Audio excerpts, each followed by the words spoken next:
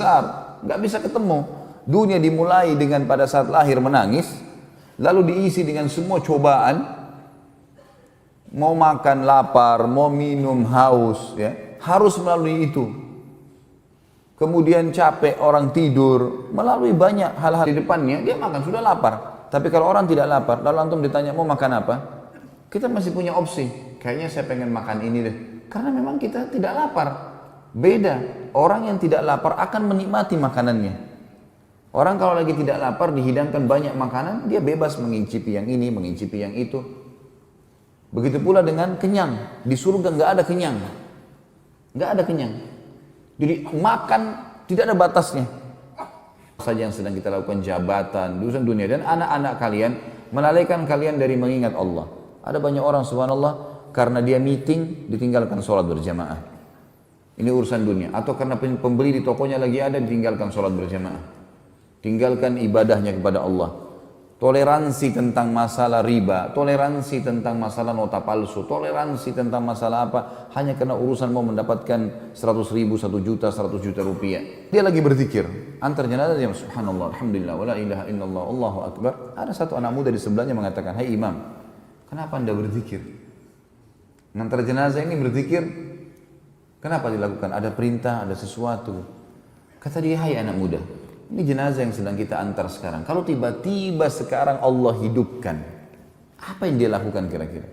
Apakah dia akan melakukan ketaatan kepada Allah atau melakukan kemaksiatan kepada Allah? Dia akan berzikir, dia akan baca Quran, atau dia akan berdoa, sholat, atau dia akan berzina, dia akan riba, dia akan dusta? Kata anak muda itu, tentu dia akan beriman dan beramal soleh.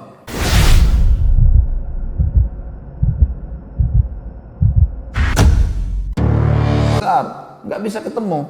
Dunia dimulai dengan pada saat lahir menangis, lalu diisi dengan semua cobaan, mau makan lapar, mau minum haus, ya harus melalui itu.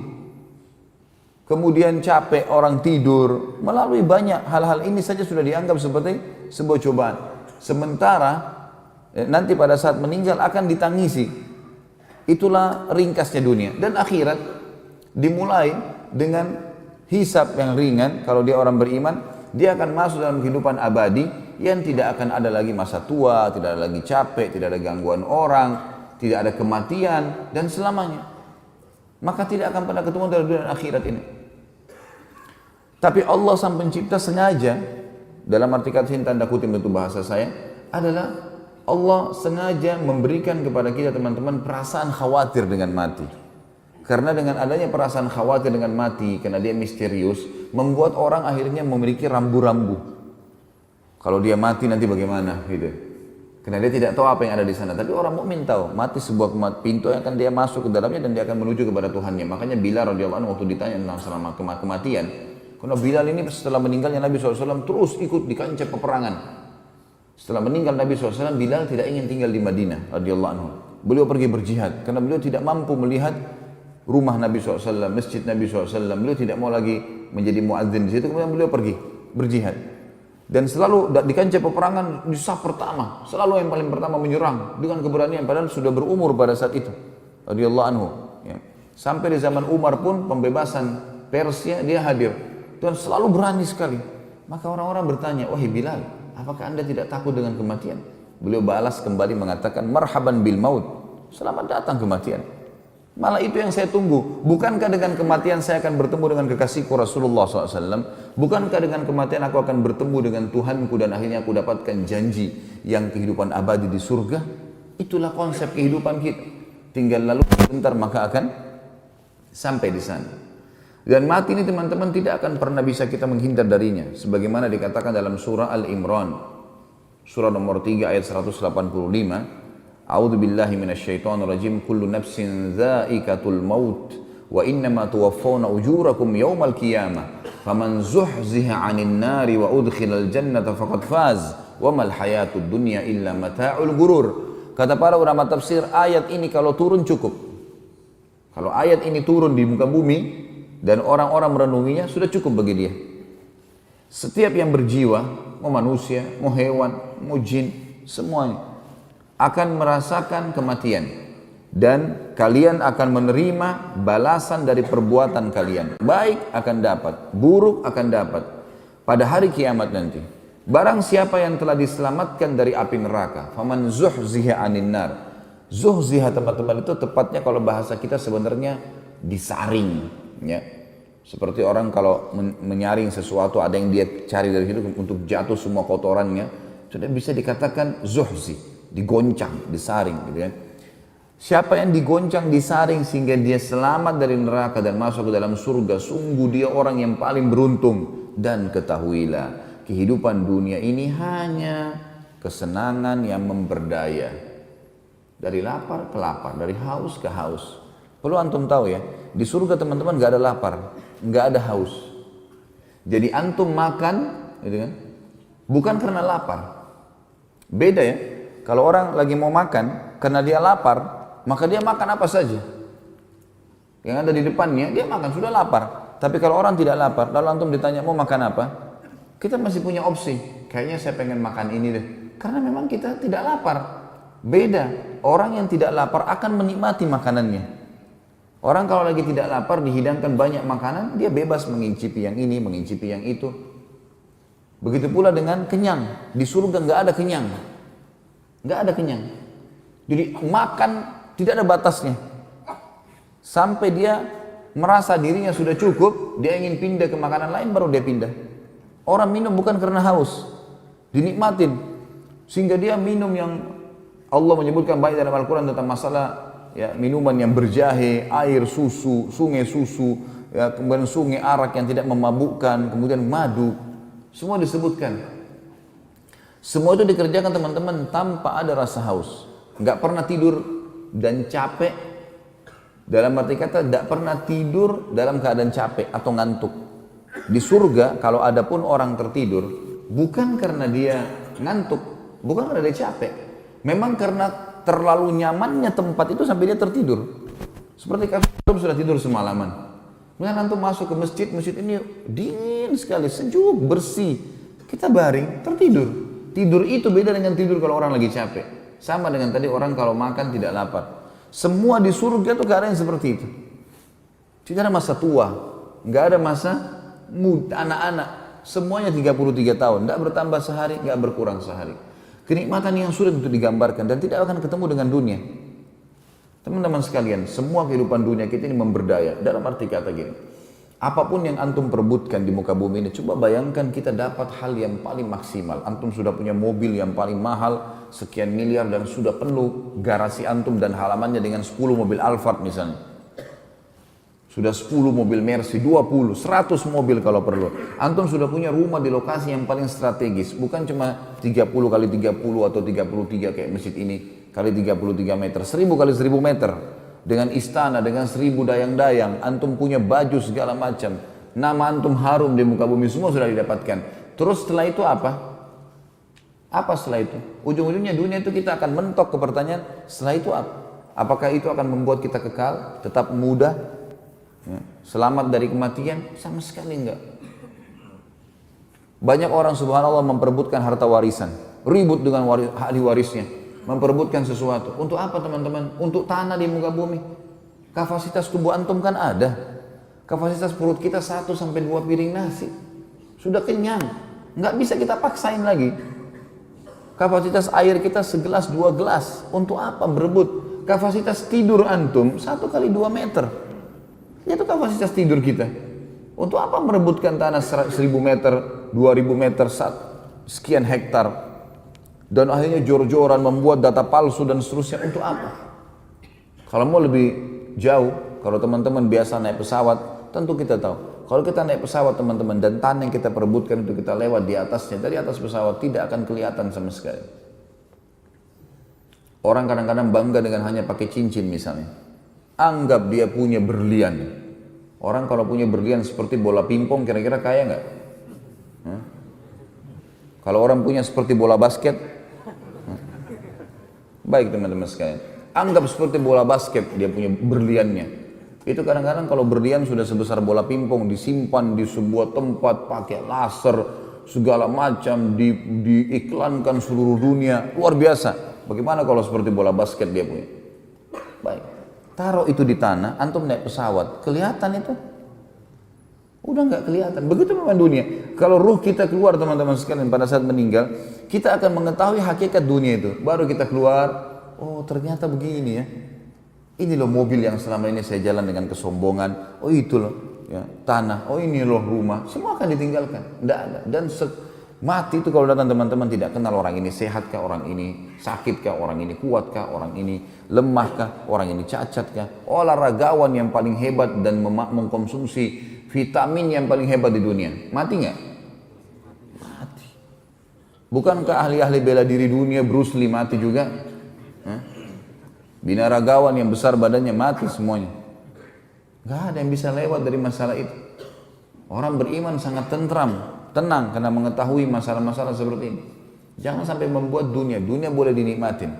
Tapi sebagaimana saya sempat singgung semalam teman-teman, kata Syekh Utsaimin rahimahullah, harusnya kata para salaf, ya, bahwasanya seharusnya setiap mukmin menjadikan dunia ini seperti tempat dia menyelesaikan hajatnya di kamar mandi, di WC. Udah selesai setelah itu. Jangan menjadikan target utama. Terlalu berlebihan gara-gara kehilangan urusan dunia. Enggak. Antum harus lebih sedih karena ketinggalan satu kali sholat asar. Kata Nabi SAW, siapa yang ketinggalan sholat asar maka seakan-akan kehilangan dunia dan seluruh isinya. Itu yang harus kita merasa sedih karena akan menemani kita, amal-amal kita semuanya. Dalil yang kedua surah Jum'ah. Surah nomor 62 ayat 8. Tentang masalah kematian yang pasti datang dan akhirnya menyelesaikan urusan kita dengan dunia ini. A'udzu billahi minasyaitonir rajim. Qul innal mautal ladzi tafirruna minhu fa innahu mulaqikum. Tsumma turadduna ila 'alimil ghaibi wasyahadati fayunabbi'ukum bima kuntum ta'malun. Katakanlah hai Muhammad kepada seluruh pengikutmu, sesungguhnya kematian yang kamu lari darinya. Banyak orang sengaja lari, sakit sedikit langsung ke rumah sakit. Oh menjaga bagaimana olahraga, kolesterol saya naik, darah tinggi, ribut dengan masalah itu. Boleh ikhtiar berobat, tapi seakan-akan sudah inilah ya. Ini hal yang harus dihilangkan dan harus saya ini bisa selamat. Seakan-akan akan hidup selamanya. Katakanlah hai Muhammad kepada semua pengikut, sesungguhnya mati yang kamu lari darinya. Maka sungguh pasti mati itu akan menemuimu. Kemudian kamu akan dikembalikan kepada Allah yang mengetahui yang gaib dan nyata. Dan dia beritakan kepadamu atas semua apa yang kamu lakukan. Ayat yang lain, surah An-Nisa, surah nomor 4 ayat 78. A'udzu billahi minasyaitonir rajim. Ainama takunu yudrikkumul maut walau kuntum fi burujin musyayyadah. Wa in tusibhum hasanatun yaqulu hadhi min indillah wa in tusibhum sayyi'atun yaqulu hadhi min indik. Qul kullun min indillahi fama li haula'il qaumi la yakaduna yafqahuna haditha. Di mana saja kau berada, maka kematian pasti akan mendatangimu. Kendati pun kau berada dalam sebuah benteng yang tinggi dan kokoh, dia pasti akan datang. Dan jika mereka memperoleh kebaikan, hai Muhammad, orang-orang ini orang munafik dan orang kafir, mereka mengatakan ini adalah dari sisi Allah. Dan kalau mereka ditimpa sesuatu bencana, mereka mengatakan ini dari sisimu, hai Muhammad. Katakan, semua datang dari sisi Allah. Maka mengapa orang-orang munafik itu hampir-hampir tidak memahami pembicaraan sedikit pun? Saksi bahasan kita adalah masalah kematian. Kemudian juga Allah Subhanahu wa taala mengingatkan dalam firman yang lain, surah Al-Munafiqun atau surah Al-Munafikun, surah nomor 63 ayat 9 sampai 11, tentang tidak bolehnya kita menjadikan dunia ini sebagai target utama. Mati akan datang dan menyelesaikan semua. Sebelum saya baca ayat ini teman-teman, saya baca ayat ini dulu baru saya baca hadisnya insyaallah. A'udzu billahi minasyaitonir rajim. Ya ayyuhalladzina amanu la tulhikum amwalukum wala auladukum an dzikrillah. وَمَنْ يَفْعَلْ ذَلِكَ فَأُولَٰئِكَ هُمُ الْخَاسِرُونَ وَأَنْفِقُوا مِمَّا رَزَقْنَاكُمْ مِنْ قَبْلِ أَنْ يَأْتِيَ أَحَدَكُمُ الْمَوْتُ فَيَقُولَ رَبِّ لَوْلَا أَخَّرْتَنِي إِلَىٰ أَجَلٍ قَرِيبٍ فَأَصَّدَّقَ وَأَكُن مِنَ الصَّالِحِينَ وَلَنْ يُؤَخِّرَ اللَّهُ نَفْسًا إِذَا جَاءَ أَجَلُهَا وَاللَّهُ خَبِيرٌ بِمَا تَعْمَلُونَ. Hai orang-orang yang beriman, jangan kalian menjadikan harta-harta kalian, perdagangan, ya, kemudian apa saja yang sedang kita lakukan, jabatan, urusan dunia, dan anak-anak kalian melalaikan kalian dari mengingat Allah. Ada banyak orang subhanallah, karena dia meeting ditinggalkan sholat berjamaah. Ini urusan dunia. Atau karena pembeli di tokonya lagi ada, ditinggalkan sholat berjamaah. Tinggalkan ibadahnya kepada Allah.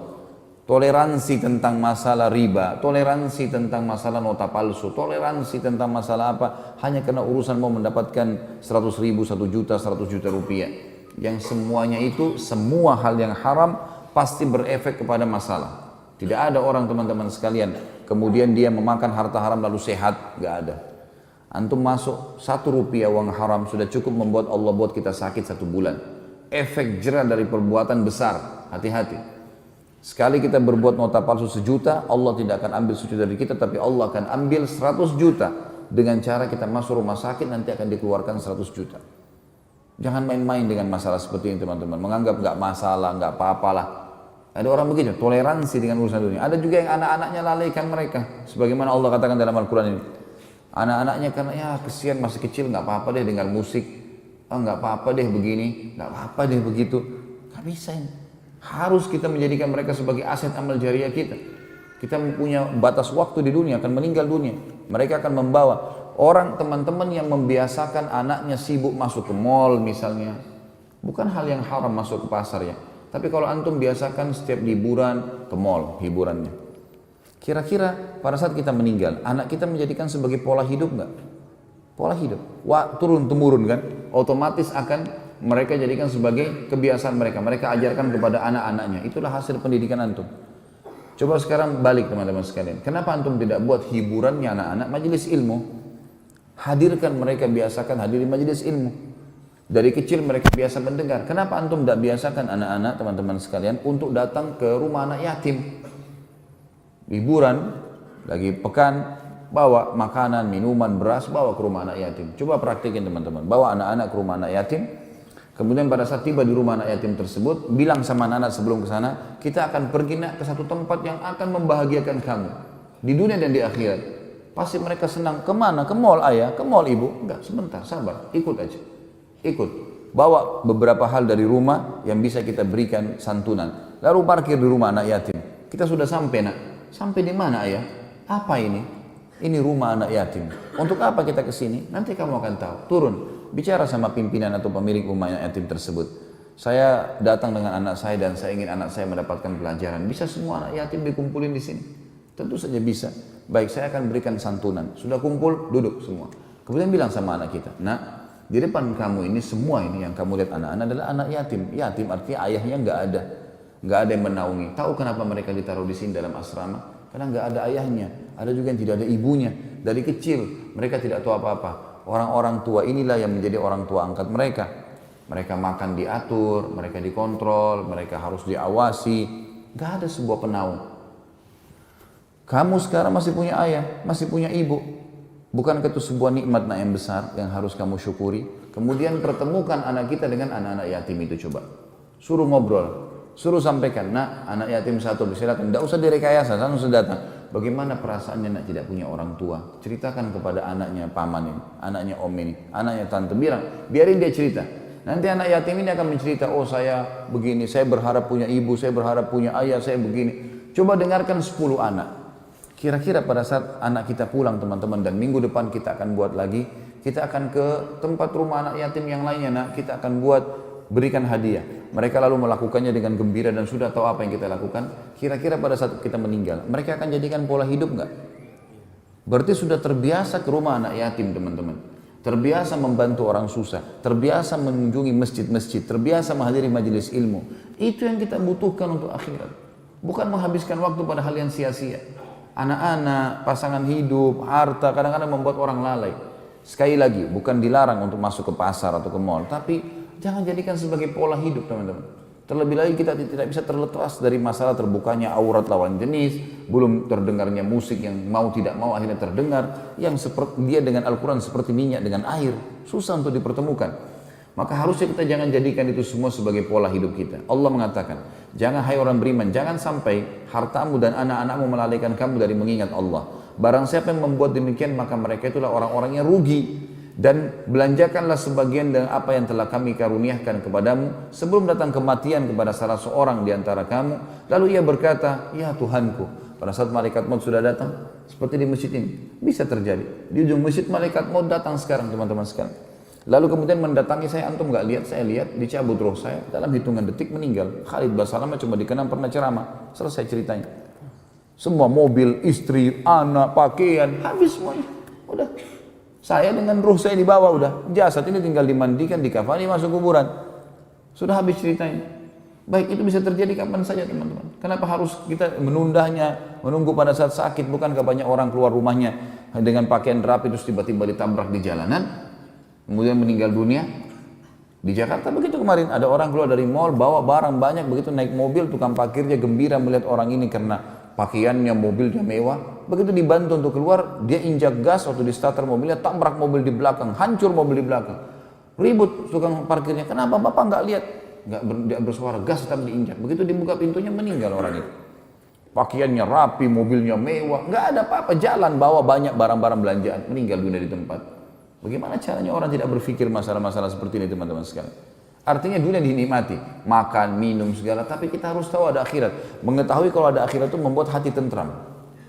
Dikatakan lalu di sini, pada saat orang mati itu dia akan mengatakan, ya Tuhanku, mengapa engkau tidak tangguhkan kematianku sampai waktu yang dekat?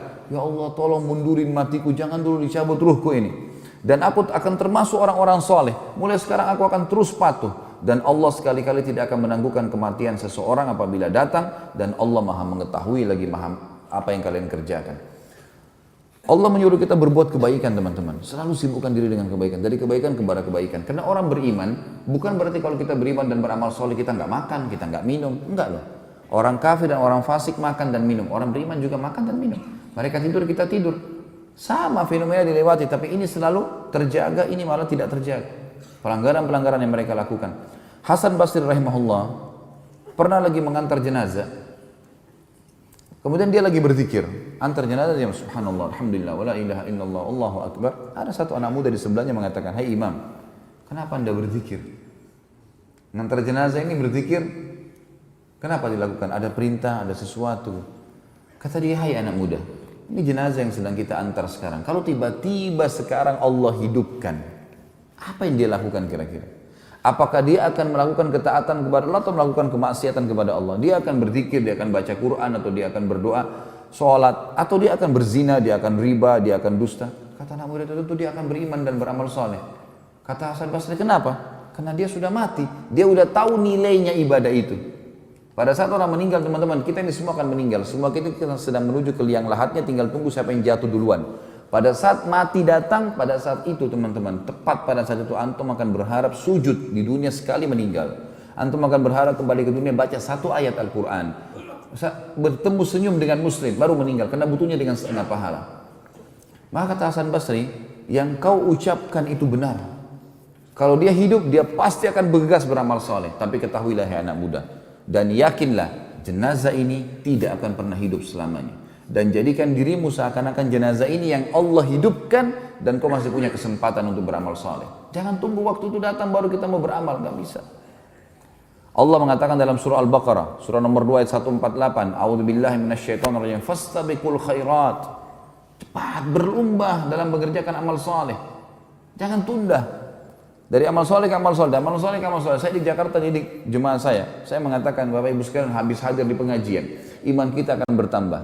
Kalau sudah tahu majelis ilmu menyebabkan iman bertambah, nanti kembali ke mobil, putar lagi ceramah. Jangan dengar bisikan syaitan lagi mengatakan, tadi kan sudah dengar pengajian, sekarang saatnya hiburan, dengerin dandut, dengerin rock, dengerin pop. Demi Allah ini nggak bakal ketemu teman-teman. Ini iman kita sudah naik, di sini dengar drop lagi. Dan itu yang syaitan inginkan. Karena tidak akan merasakan, ambil kalimat ini, tidak akan merasakan kenikmatan ibadah seseorang yang dalam hatinya masih ada dosa. Innahu bi'aradin minad dunya. Karena dia menjual urusan akhiratnya dengan urusan dunianya. Ini semua teman-teman sekalian peringatan dari Nabi SAW agar segera. Ada hadis yang mulia di riwayat Tirmidzi. Kata baginda Nabi SAW, badiru bil amali sab'an. Segera bergegas melaksanakan kebaikan sebelum datang 7 hal. Hal tantadiruna illa fakran mansiya. Apakah kalian mau menunggu kefakiran yang membuat lupa? Gitu kan? Beberapa cuplikan di YouTube kan sudah ada orang mati di lapangan bola, orang mati di mana, tadinya orang terkenal punya sekian. Kalau harta itu bisa membuat bahagia teman-teman sekalian, maka tentu saja Qarun, Fir'aun akan merasa bahagia. Tapi mati juga habis. Gitu kan? Dari kampus menuju ke Masjid Nabawi atau memang ke rumah orang-orang Indonesia yang gitu pun kita datang kadang-kadang menasihati mereka, baru kemudian di kampus. Intinya gitu, tiap hari belajar agama, dengarkan ayat, dengarkan hadis, terbawa dalam arus itu. Satu waktu teman-teman di hari ujian tingkat 3 SMA, sekolah kelas 3 SMA, saya lagi mau ujian, belajar balaghah. Sebuah pelajaran yang saya melihat pelajaran ini berat bagi saya pada saat itu.